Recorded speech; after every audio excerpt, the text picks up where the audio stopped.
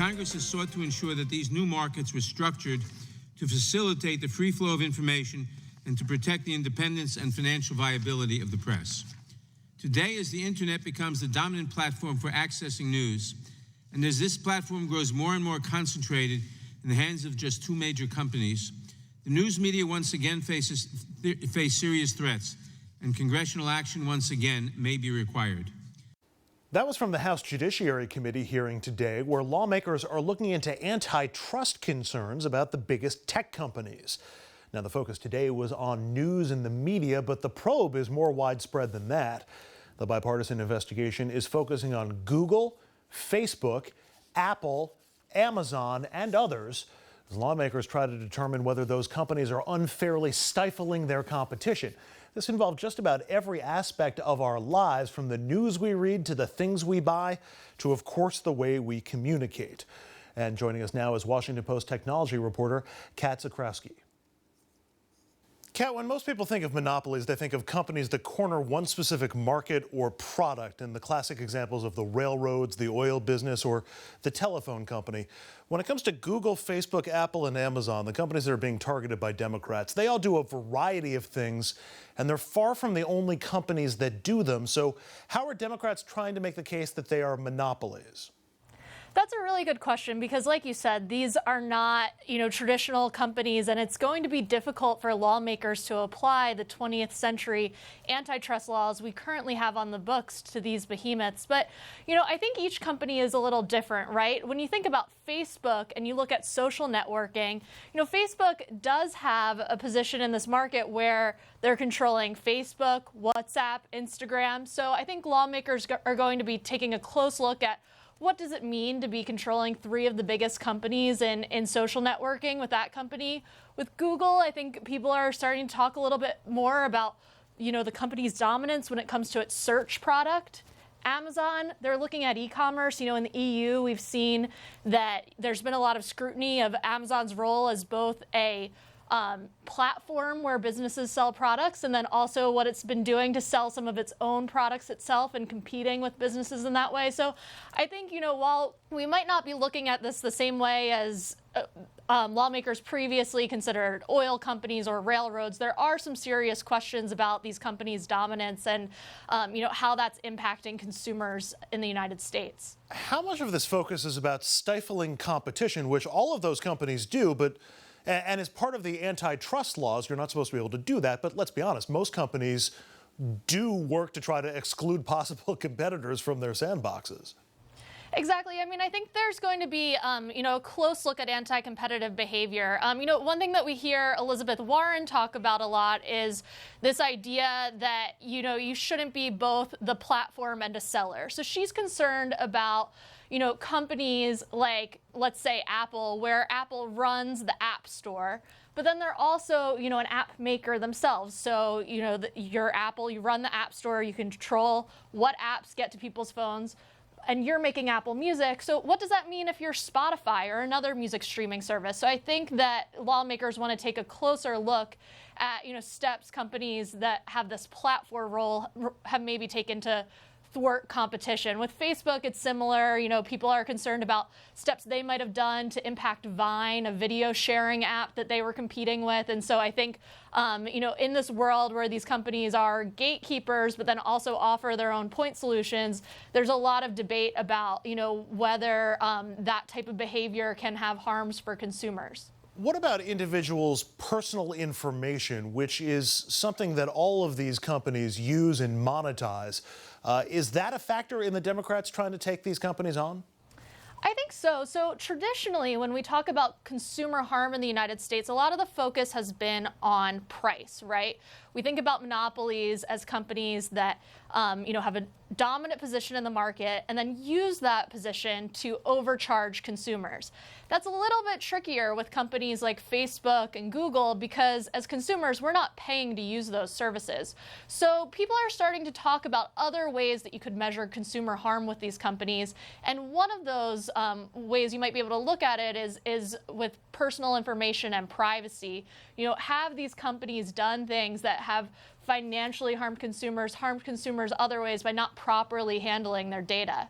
But consumer harm is far different from monopoly. I mean, you can have consumer protection that doesn't go anywhere near as far as declaring a company a monopoly and looking to break it up. Right. Well, actually, under U.S. antitrust law, under the Sherman Act, to take specific action to break up a company, regulators would have to prove that, one, the company is a dominant monopoly power in a market, and also that the company is abusing that position to harm consumers. So that's something that is closely interrelated as we're having these conversations about breaking up big tech. Kat, as you know, Europe is far more restrictive with its regulations than we are on just about everything, including tech. How does what the Democrats are talking about compare to some of the regulations in place in Europe? And is any of this action that we're seeing in part because of Europe's role? It's really interesting. I think in the recent years, we've seen Europe take a much more aggressive stance when it comes to antitrust action against the big companies. We haven't seen calls in Europe to break up the companies like we have here, but we have seen really significant fines. Google, for instance, has had billions of fines related to its shopping sites, some of the different things it's been doing with its Android phone services. And so I think that, these cases in Europe are certainly kind of a guiding light for regulators here as they start to dig into some of the concerns with these companies. A lot of American startups, people who are concerned about antitrust issues in the U.S. have been a part of those conversations in Europe, and they're now kind of taking those learnings back to the U.S. But obviously, there's a lot of big differences in antitrust law in Europe, and there's a different sensitivity to having a harm on innovation in the U.S. and being over-restricted with regulation. So I think we'll see things play out a little bit differently on this side of the Atlantic. Today's hearing, which is promised to be the first of many, focused on local journalism. And there's legitimate concern there because the revenue for local newspapers was seriously impacted by Google and Facebook and others. But it's also because of a technological change and evolution. On some level, it feels like radio stations suing TV stations because TV overtook radio in the 40s and 50s. Isn't that kind of what technology does? I think you have a good point there, and it's something that lawmakers are thinking more and more about, how much of this impact on journalism is the behaviors of the platforms and how much of it is just, that the news industry wasn't prepared for a technological transformation and the disappearance of things like classified ads. That dates back to Craigslist before Facebook. So you could make the case that, this isn't specifically, what one company is doing. I think what we see the news business really wanting to do right now is be able to have some exemptions from current antitrust laws so they can band together and lobby for better cuts of the revenue from these tech companies. So basically right now, Google and Facebook have really become gatekeepers for news. It's where a lot of people get their information.